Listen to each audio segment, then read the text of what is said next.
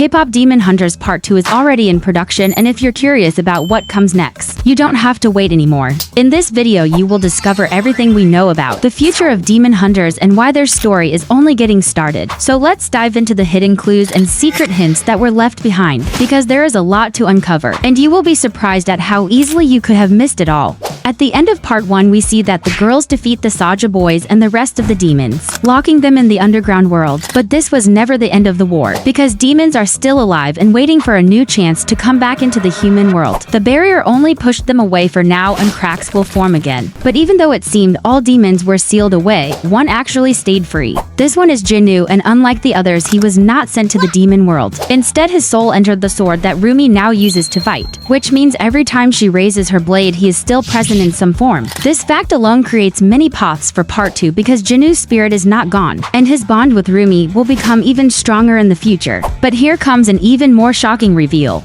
At the very end of the movie, we see Jinu's spiritual pets appear on the rooftop. This is another evidence that Jinu stayed in the world of humans. And these pets are spiritual guides for Jinu that appear only when he is near. The blue tiger Derpy and the six-eyed magpie Sussie were central allies in the love story between Jinu and Rumi, and their presence shows that Jinu's soul is still close. But if you were attentive watching K-pop Demon Hunters, you noticed a little message from the creators right at the end of the movie. On the banner, we see the word glowing comeback, which hints that Jinu's return is guaranteed and the girl group Huntrix will continue their mission. Comment below if you noticed this detail and want to see Jinu in Part 2. But it's not just Jinu who could define the second part of K-pop Demon Hunters, because Netflix and Sony already confirmed the film broke records with more than 236 million views, and soundtracks topping charts worldwide. With numbers like that, it became Netflix's most watched release. And no company ignores that kind of success. That is why talks for sequels, spin-offs, and even live stage shows are already in motion. This is not just one animated movie, it is the start of a franchise. But what new details are we about to find out in Part 2?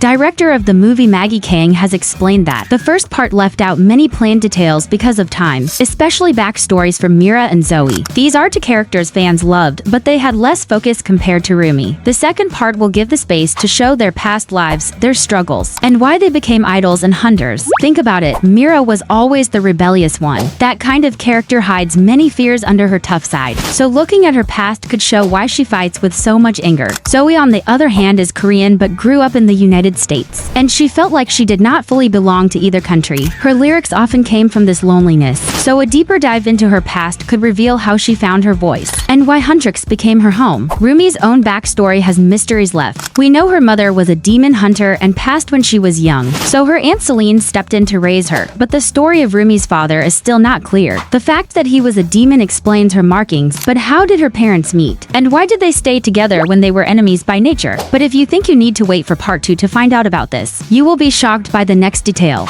In the movie we find out that all demons service to one king who is Gwi-Ma. All through Part 1 he was the fire in the demon world, the timeless ruler waiting for a chance to escape. But where did he come from, and how did he gain such power? We know he feeds on shame and uses it to control his demons. But why he appears as a flame and what made him embrace this form? Showing his origin could make him far more than just a final villain. And there can be a deeper twist, because Rumi herself can be tied to him in a shocking way. Just take a look at this. We know that she is the child of a hunter mother and a demon father, and that is why she has markings on her body while still fighting against demons. But her demon side appears so powerful that when she screams she can shake the barrier between the demon and human world, the barrier that hunters spent decades building. Even her own Aunt Celine fears Rumi and tries to tame her demon side. But here is the strangest part. Gwi-Ma, having control over all demons in the world, has only one demon he cannot control, and that demon is Rumi. Didn't you ever wonder why? The reason for this could be that she is his real daughter and inherited all the power from him. That is why she can resist his voice in her head, something that all demons can't get rid of. But if this sounds too stretched for you, take a look at Rumi's hair. She has the same purple color in her hair as the color of the flame that Gwi-Ma is. So this connection could be revealed in Part 2, but it leads to a more terrifying question. Could Rumi one day become queen of the demons herself? Even stronger and more dangerous than her father? Be sure to comment below your predictions. The first part also teased previous generations of hunters, idols from earlier decades who carried the same mission. We saw glimpses of them adapting their music to different times but never got their full stories. The second part of K-pop Demon Hunters could finally show their struggles, maybe through flashbacks told by Celine, who herself was once part of a hunter group. Celine could act as the guide to show the history of past generations, or explain how new demon hunters are chosen. We could see at what age girls start training to become demon hunters, what challenges they face, and how they sharpen their skills. We could also learn much more about the past war with demons, and the time when the demon King Gwi-Ma was just a regular demon, before being locked in the underground world.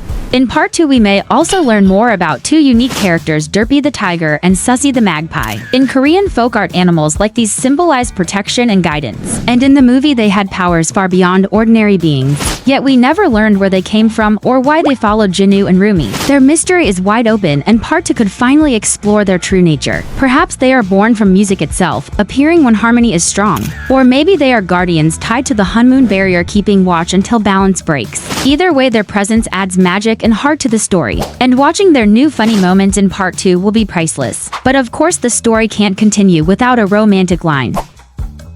In part 1, Rumi and Jinu's story ended in sacrifice, but the hint of his return sets up the chance to continue it. We already know that Jinu's soul entered Rumi's sword, and while she continues to fight demons, he is always there. And if you recall the story of Rumi's parents, the demon and hunter who fell in love, you will see many connections with the current story of Rumi and Jinu. Should we expect their story to reach a new level, and will they start a family? On the other hand, we know a lot about Rumi's romantic feelings, yet nothing about the feelings of Mira and Zoe. Their love journey is still unknown, even though we could see some sparks between the girls and the Saja boys. But what we do know is that the love story will continue its journey. So be sure to comment below your predictions on the love future of Rumi, Mira, and Zoe. Besides the characters' past and future, we should not forget one more important component of K-pop Demon Hunters: its new viral hits. Music itself will remain the soul of the story. The first film's songs broke records, with golden topping charts worldwide. The second part will have to deliver tracks that carry both energy and emotion, and can compete with the success of part 1. But what you may not expect is that the Huntrix can actually step out of its digital form and appear in real life. Netflix already sees the power of this formula, which is why they are expanding not just with another movie but with live events. Imagine concerts where Huntrix songs are performed live, blending the boundary between fiction and reality. The second part will not only expand the story but also the reach of K-pop Demon Hunters as a cultural event. What we know for sure is that K-pop Demon Hunters Part 2 is officially confirmed, which means it is already in the developing stage. And if we are lucky enough, we might see it as early as summer 2026. If you enjoyed this breakdown, don't forget to like, subscribe, and stay tuned for the next video, as there are many details to uncover and you won't want to miss them.